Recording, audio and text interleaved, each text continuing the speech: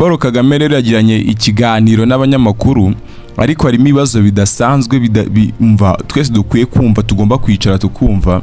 Reka tugiye kurera imiterere y'ukuntu kino kiganiro n'itangazamakuru perezida yaje kugira cyari kimeze. Rero ngiye kubabwira uburyo perezida w'igihugu yagiranye ikiganiro n'abitangazamakuru, ibibazo rero bigera kuri 3 bidasanzwe yaje gusubiza. Reka tubirebe. Nkuko kwa 24 Kanama 2026 ku isaha y'isambiri z'amanywa ku isaha y'iwacu Kigali, Perezida Paul Kagame wa Repubulika y'u Rwanda yakoresheje ikiganiro n'abanyamakuru kirambuye. Cyabereye kuri Kigali Convention Center. Ikiganiro n'abanyamakuru rero mu gihe cyabaye mu gihe gikomeye ku bijyanye na politike z'igihugu ndetse na geopolitike mu karere.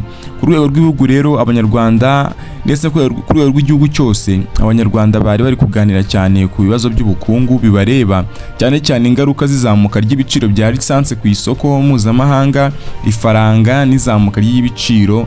Rero ibiciro by'ibicuruzwa nabyo bibaganira ku masoko, ndetse n'ibibazo by'imiterere y'itangwa rya serivisi za leta ni ibintu byaganiriweho cyane. Ariko tugiye ku bibazo by'ingenzi rero ku rwego rero w'akarere. Ibibazo by'umutekano mu karere k'ibiyaga bigari byari bikomeje kuba iby'ingenzi cyane kubera umutekano muke wari ukomeje kugaragara mu burasirazuba bwa Kongo ndetse na Repubulika na Demokarasi ya Kongo muri rusange, ndetse n'ibibazo bya diplomasi bitarakemuka hagati y'u Rwanda n'u Burundi. Rero iki kiganiro cyahuje abanyamakuru b'imbere mu gihugu, abanyamakuru bakorera mu karere, ibigo mpuzamahanga by'amakuru, ndetse n'abakora ibiganiro bikubiyemo ku mbuga nkoranyambaga ndetse no muri Afurika yose. Kino kiganiro cyateguwe nk'umwanya wo kuganira ku mugaragaro ku bibazo bitandukanye byerekeranye n'iterambere ry'igihugu ndetse na politike y'ububanyi n'amahanga. Rero mbere yuko kino kiganiro gitambuka ku rwego rw'igihugu binyuze kuri Rwanda Broadcasting Agency, ubwo ni RBA, ndetse no ku mbuga zitandukanye z'ikoranabuhanga, ibitekerezo by'abaturage byagaragaraga cyane ku mbuga nkoranyambaga, byerekanaga ko hari icyifuzo gikomeye cy'uko abanyamakuru bibanda ku bibazo bireba ubuzima bwa buri munsi bw'Abanyarwanda, cyane cyane ubukungu, izamuka ry'ibiciro ndetse n'imikorere y'ubuyobozi bwa leta. Ariko ku rundi ruhande, abanyamakuru mpuzamahanga bari biteguye kubaza Perezida Kagame ku bibazo nyine by'umutekano, ibikorwa bya gisirikare, amasezerano y'ibihugu byombi, ndetse n'imiterere ya politike muri Afurika y'Uburasirazuba. Ariko abandi banyamakuru bo mu gihugu barashatse kwirebera ku buzima bw'igihugu nyine bwa buri munsi bw'abaturage. Rero hari impaka rero ku bwigenge bw'itangazamakuru bwaje kugaragara muri ino press conference n'imikoranire y'ubutegetsi rero hagati y'abanyamakuru n'ubutegetsi. Niho hano haje kuba ikibazo.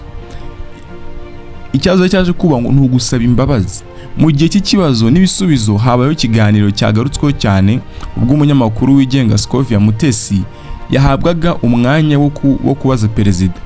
Ibi byakurikiye impaka zari zaravuzwe cyane ku mbuga nkoranyambaga hagati ya Mutesi Scovia na Minisitiri w'ububanyi n'amahanga n'ubutwererane Olivier Nduhungirehe. Izo mpaka rero zari zarageze ku rwego rwo hejuru, ku buryo Mutesi yumvishe ko agomba gusaba imbabazi ku mugaragaro kubera uruhare rwe muri izo mpaka. Ubwo rero yahabwaga ijambo, uyu munyamakuru yongeye kugaruka kuri icyo kibazo, asaba imbabazi ku ruhare rwe mu makimbirane yari yagiranye n'umuyobozi mukuru wa leta. Ariko igisubizo cya perezida cyo cyaje gihabanye gitandukanye nk'umuntu z'ubwenge. Igisubizo cya Perezida Kagame ni cyari kigizwe gusa n'amagambo y'ubupfura bwa diplomasi, oya, cyangwa se abantu bashoboraga kwite abantu nyine uko abantu bashaka kubyitega siko byaje bimeze. Ahubwo perezida yerekeje igitekerezo cye ku myitwarire ya Minisitiri we, aho kwemera gusa ko umunyamakuru ari bagomba gusaba imbabazi. Ijambo rya Perezida Kagame yanenze ku mugaragaro imyitwarire ya Minisitiri Nduhungirehe, avuga ko Minisitiri ari we wagomba gusaba imbabazi atari umunyamakuru, kubera ko yari yagize impaka ku mugaragaro ku kintu perezida yasobanuye nk'ubusa. Nyine yavuze nk'ubusa busesuye, ukuntu sinzi uburyo nabivuga mu Kinyarwanda cyiza, ariko ubutumwa bukuru n'impamvu ibyo nabivuze niyo tugiye kurebaho rero. Igitekerezo nyamukuru cya Perezida Kagame cyagaragaje ko umurongo ukomeye ku bijyanye n'imibanire hagati y'itangazamakuru n'abakozi ba leta n'ikintu ashatse gushyiraho umurongo nyine. Yavuze ko iyo umunyamakuru anenga cyangwa se abaza amakuru yatanzwe na Minisitiri, ibyo ubwabyo atari icyaha cyangwa se ikosa rishingiye ku mategeko cyangwa ku buyobozi, oya, umunyamakuru iyo abaza cyangwa se anenga cyangwa se abaza amakuru yatanzwe na minisitiri, ibyo ubwabyo ntago ari icyaha cyangwa se ikosa rishingiye ku mategeko cyangwa ku buyobozi. Minisitiri afite uburenganzira bwo gukosora amakuru atariyo cyangwa se gutanga ibisobanuro ku kibazo cya politiki mu gihe umunyamakuru amubajije, ariko ntaba afite ububasha bwo gusaba ko umunyamakuru afatwa cyangwa se amakuru ye afatwa nk'ukuri kudashobora kugenzurwa. Oya, ntaba afite uburenganzira bwo kuvuga amakuru yanjye n'ukuri kutagomba kugenzurwa. Umunyamakuru yemeye kugenzura ayo makuru minisitiri yatanze, icyo perezida yashatse kuvuga, urumva, cyangwa se kubazwa n'itangazamakuru ryigenga. Bagomba ngo nyine itangazamakuru ryigenga rigomba kumenya amakuru neza, kuko niba uri minisitiri buriya uba ugomba kuvuga ngo njye ndi Ministry of course, ariko mfite ibintu ndi butangaze, ariko nibaza kubimbazaho mfite uburenganzira bwo kubivugaho. Nicyo rero perezida yashatse guha umucyo. Rero hasazaho ikindi gice cy'amateka ya politiki n'isesengura ryo hanze ku bantu barebera u Rwanda rero hanze ndetse n'ibigo by'itangazamakuru byo mu karere. Iki gikorwa cya perezida cyo kunenga ku mugaragaro minisitiri wo mu rwego rwo hejuru cyagaragaye nk'ikintu gikomeye mu kurengera umwanya w'itangazamakuru ryigenga. Perezida yakoze akantu keza, isesengura ryo hanze, ibinyamakuru nka Kigali Today na Kiti Press byagaragaje ko kunenga minisitiri ku mugaragaro kwa perezida Kagame byari ubutumwa ku bandi bagize guverinoma ko gukoresha umwanya wa leta mu gucecekesha abanyamakuru cyangwa se kubahatira gusaba imbabazi kubera kubazwa cyangwa se kunenga amakuru asanzwe yatangajwe bitazahabwa ubufasha n'ubuyobozi bukuru bw'igihugu. Rwose perezida yavuze yuko ko wari ku mwanya w'umuyobozi udakwiye guhatira umunyamakuru gukora icyo wowe ushaka. Oya, ntabwo ibyo bintu bizahabwa intebe ku mwanya mukuru w'igihugu. Iki gisubizo rero kandi kibukije abantu amateka y'imikoranire y'itangazamakuru mu Rwanda. Mu myaka yashize minisitiri cyangwa se n'inama za minisiteri zitandukanye n'ibigo bya leta byari byarateguye gahunda n'ingengo y'imari yo gushyiraho amaradiyo yabyo bwite ku rwego rwo gutambutsa amakuru ya leta mu buryo butaziguye. Ariko ibyo bitangazamakuru byigenga byarwanyije iyo gahunda mu kiganiro cyabanje kugirana na perezida. Bivuga ko amaradiyo yaterwaga inkunga na leta yari gutwara amafaranga y'ubwamamazi ndetse cyangwa yo kwamamaza yari asanzwe afasha ibitangazamakuru byigenga. Ugasanga amaradiyo yaterwaga inkunga ariko bise bijya kuri cya gipande cy'ayo maradiyo yaje yandi y'ibigo, ugasanga za nkunga zirabuze. Perezida Kagame rero icyo nacyo yabajije impamvu buri minisiteri yari ikeneye gushyiraho radiyo yayo kandi leta yari isanzwe ifite Rwanda Broadcasting Agency. Icyo perezida yakibajije. Aravuga ati se ni gute dufite RBA buri kigo kikaba gishaka kuba cyashinga radiyo yacyo? Iki ni ikibazo perezida yabajije. Nyuma y'iyo nama rero iyo gahunda yo kwagura amaradiyo ya buri rwego rwa leta yahagaritswe, bityo bigira uruhare mu kurinda ubuzima bw'ubucuruzi bw'itangazamakuru ryigenga. Hano haje kuzaho ikintu cy'umutekano wo mu karere n'ubwumvikane buke muri diplomasi. Impaka ku masezerano y'u Burundi niyo yaje none kuvugwaho, aho igice kinini cy'ikiganiro kibanze ku mibanire igoye hagati y'u Rwanda n'umuturanyi warwo mu majyepfo u Burundi. Umunyamakuru yabajije perezida Kagame ku mugaragaro, ndetse umunyamakuru yabajije perezida Kagame mu magambo yari aherutse kuvugwa na perezida w'u Burundi Evariste Ndayishimiye. Perezida Ndayishimiye yari yavuze ku mugaragaro ko u Rwanda rutigeze rwubahiriza ibyo rwiyemeje mu masezerano cyangwa se mu biganiro byabaye hagati y'ibihugu byombi, cyane cyane ku bijyanye no kohereza cyangwa se gucunga abantu bashakishwa n'ubuyobozi bw'u Burundi kubera ibibazo bya politike cyangwa se umutekano. Umwanya perezida Kagame rero yasavuga ijambo, perezida Kagame yahakanye ibyo perezida w'u Burundi yari yavuze ati nta commitment twigeze tugirana tutubahirije, yaba na perezida w'u Burundi cyangwa se undi muntu uwo ari we wese. Niryo jambo perezida yavuze, simbeshye mugende mu byumve. Yavuze ati nta commitment twigeze tugirana tutubahirije, yaba na perezida w'u Burundi cyangwa se undi muntu uwo ari we wese. Muri commitment twagiranye iyo twagenda twarayubahirije, ariko nta n'umwe tujyana commitment. Ubu rero ko tuye kuri buno butumwa n'ibisobanuro byabyo. Perezida Kagame yavuze ko atashoboraga kubona amasezerano cyangwa se ibyo yiyemeje byihariye u Rwanda rutigeze kubahiriza, we ntabyo yabonaga. Ahubwo yibukije ko igikorwa cya diplomasi cyabaye mu gihe cyashize, aho ibintu byari byarahindutse ku buryo Perezida Ndayishimiye yari yarahaye Perezida Kagame isezerano risobanutse kandi ritaziguye ku bijyanye n'ubufatanye mu mutekano hagati y'ibihugu byombi, ariko nyuma ryashyirwa he mu bikorwa uko byari byitezwe. Perezida Kagame yavuze ko politika y'u Rwanda mu bijyanye na diplomasi ishingiye ku gusobanuka no kwitondera ibyo igihugu kiyemeje, kandi ko u Rwanda rudakora amasezerano cyangwa se imihigo yo mu karere rutagamije kuyubahiriza. Yavuze ati twebwe ibyo dukora tugamije kubyubahiriza, ariko kasantere amavu n'amavuko y'umutekano mu karere k'ibiyaga bigari uko uwo mutekano umeze naho ibyo byavuye. Ubwumvikane buke hagati ya Kigali na Bujumbura bufitanye isano n'ibibazo by'umutekano ku mipaka ndetse n'imikoranire y'ibihugu bitandukanye mu ntambara n'amakimbirane yo mu karere.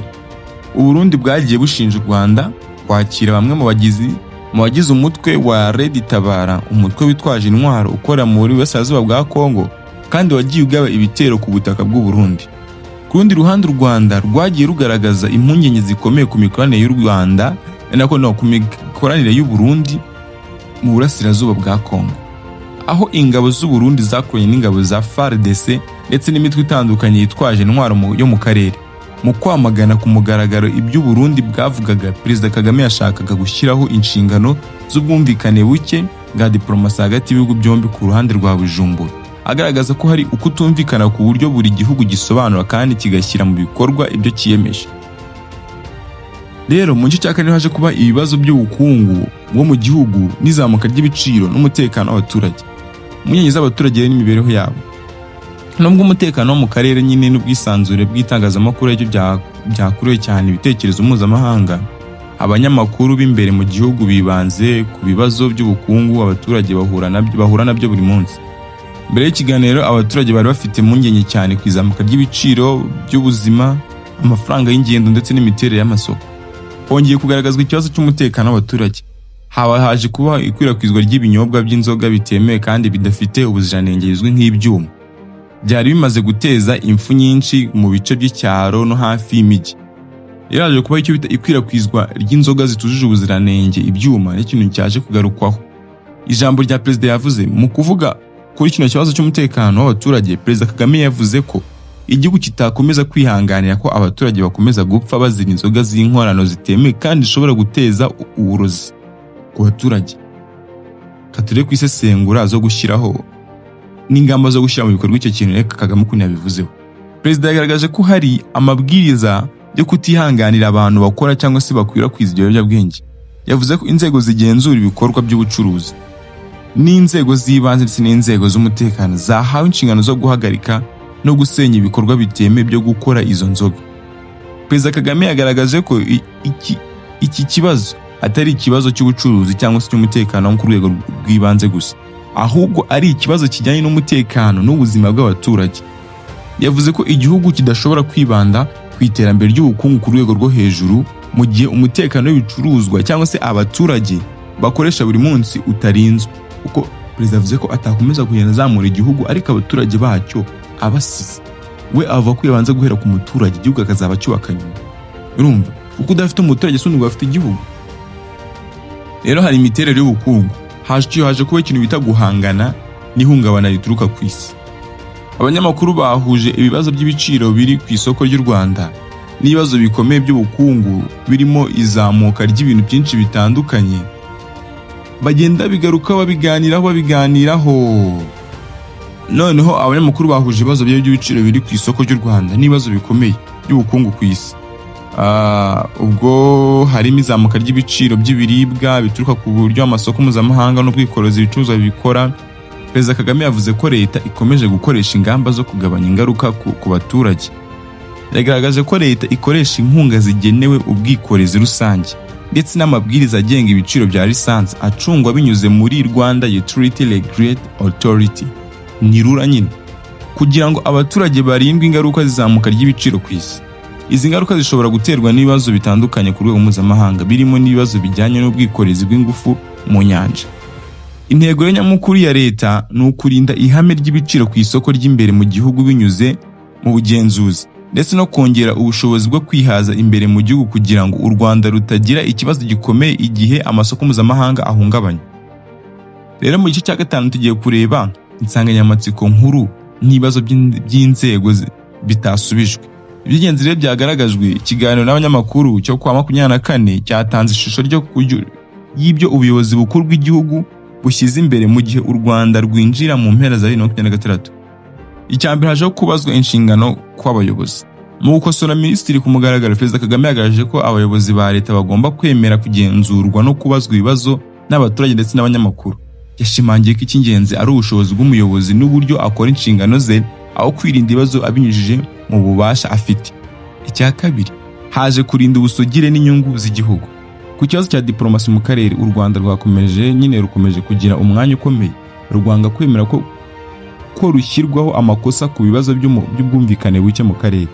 Muri icyo gihe rero inzego z'umutekano n'iz'ingabo zikomeje kwibanda mu kurinda umutekano w'imipaka y'igihugu.